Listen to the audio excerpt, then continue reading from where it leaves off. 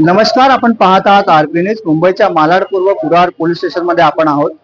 कुराड police station मध्ये आज आपण पाहू शकता की इथे वीरांना श्रद्धांजली देण्याचा कार्यक्रम इथे कुराड पोलीस स्टेशनच्या माध्यमाने केला होता. 26/11 ही अशी एक काळी रात्र आहे. त्या 26/11 मध्ये असंख्य लोकांचे हाल झाले होते. आमच्या मुंबईमध्ये एक आतंकी हमला झाला होता आणि ह्या वीर जवानांनी आपल्या मुंबईच्या लोकांना, मुंबईकरांना वाचवण्याचा पूर्ण प्रयत्न करून स्वतःच्या जीवाची पर्वा न करता शहीद झालेले अशा शहीदांना आदरांजली, श्रद्धांजली देण्यासाठी पूर्ण महाराष्ट्रामध्ये नाही, पूर्ण भारताभर 26/11 चा आयोजन केलं जातं.